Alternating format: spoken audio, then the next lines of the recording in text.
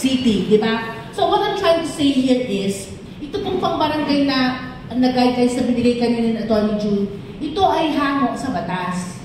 Ngayon, ang tanong natin, paano yung homeowners? Hindi naman to government agency. Hindi naman kami public government. Kami ay privado. Kami ba ay sakop nito? Pwede nyo i-adapt para maging guidelines nyo para sa mga homeowners. Ayaw namin. Hindi naman kami government NGO kami. Non-government kami.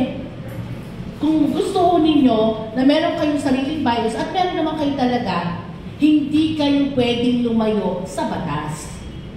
Okay? So ito po ay pwedeng maging guidelines ng lahat. Sa mga nasa Bausi, alam niyo na ito rin ay dadaan sa inyo. Although ang mga bylaws, ang mga nasa women's desk, may iba pang proseso na dapat kasi mas maselan yan.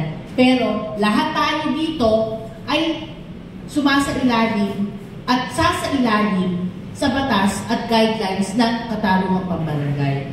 Okay? Whether you are a private agency or more so if you are a government agency.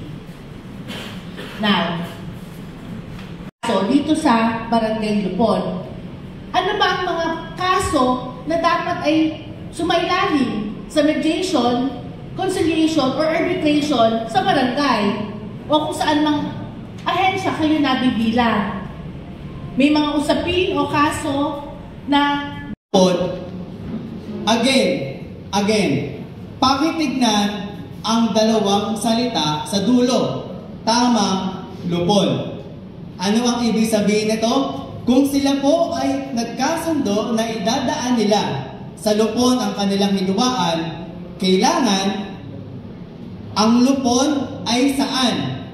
Either sa Bulacan o sa Giginto. Hindi po sa Balagtas, hindi sa Bukawi, Marilao, Malolos.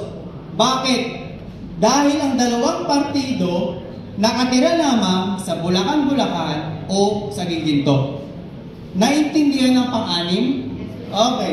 Kaso na pagkakalat ng maling balita o informasyon, hinainan din mismo yung naghahain ng kaso doon ng Bausi. So, automatic hindi na nagkaroon ng pagkakataon mag-hearing doon sa unang kaso nga na inihain nung tungkol sa pagkakalat ng balita at natuloy sa Bausi. Doon po, isa po sa nakita kong naging problema regarding doon na po pwedeng magamit ng ibang tao sa maling paraan. Yung pong hinahapla o yung sinampahan ng kaso ay may 5 beses na pagkakataon gano'n ang ginamit. Ang mahirap po, kasi kadalasan, pagka ang kalaban naunahan sa law lawyer, minsan nahihirapan na yung mga abogado, ay mga nagpapay na wala silang libreng abogado. Kaya lang kadalasan sinasabi ko sa ITP.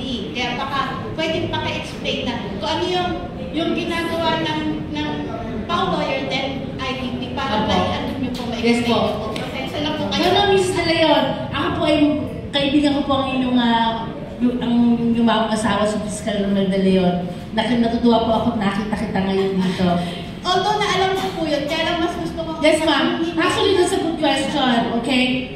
Dati po, sabi nga, pag lumapit na sa PAW yung kalaban, doon nagreklamo, lumapit, humingi ng tulong, naunahan siya. Ngayon yung akusado, hindi na pwedeng hawakan ng PAW dahil may conflict of interest. Dahil sasabihin ng PAW, naku kami ang gumawa ng reklamo laban sa iyo hindi na kami pwedeng maging abogado nyo. Humanap kayo ng ibang abogado. At ngayon, isa sa mga nilalapitan na yung aming opisina sa Integrated Bar of the Philippines dahil nagbibigay din kami ng libreng serbisyo. Pero hindi sa lahat meron din kami kondisyon. Now, may solusyon na po dyan, ma'am.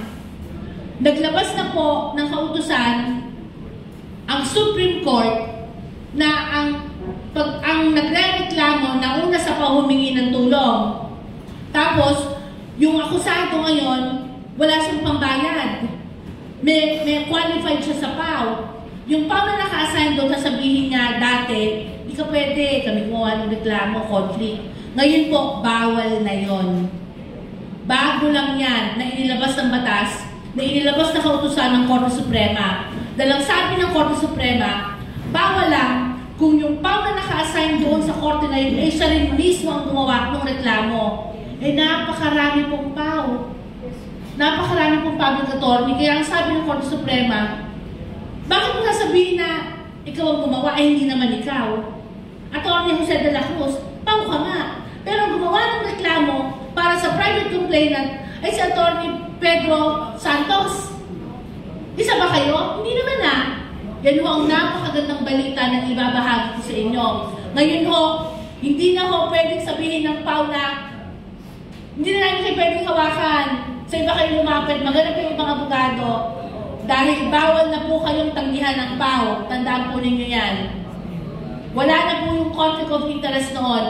Bagong-bago ho yung balita na yan, mainit na mainit pa. Thank you. Yes. Legal counsel.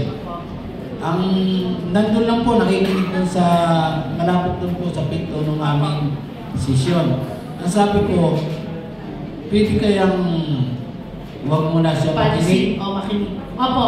Kung ang tanong po ninyo, dapat ba, kung para pinupunto na may abogado doon sa Barangay Lupon? Bawal po ang abogado sa Barangay Lupon. Maliban na lang kung yung abogado mismo ang nagrereklamo o ang nirereklamo. Kaya kayo ng mga nasa barangay, kung yung partido, isa sa mga partido ay may kasamang abogado para siya ay representa, para siya ay samahan bilang akong abogado dito, sa akin kayo makipag-usap, pwede niyo hong sabihin sa abogado, lumabas muna po kayo para magkaroon ng pagkakataon ang dalawang partido na magkasundo. Bawal po ang abogado maliban kung ang abogado mismo ang nagrereklamo o ang nirereklamo. Tandaan po niyo yan. Pero siyempre, kung magpapatagas pa rin ang abogado, pakiusapan lang yan. Sir, nandito po yan sa batas ng katarungang pambarangay. Bawal ang abogado. Maliban na lang kung ikaw ang mismong nakasulat dito nakatala. Eh, hindi ka, may SPA ako eh. May SPA ako. Yung nirereklamo ay nasa Amerika, bawal ho, bawal pa rin. Ma'am, yung nga po,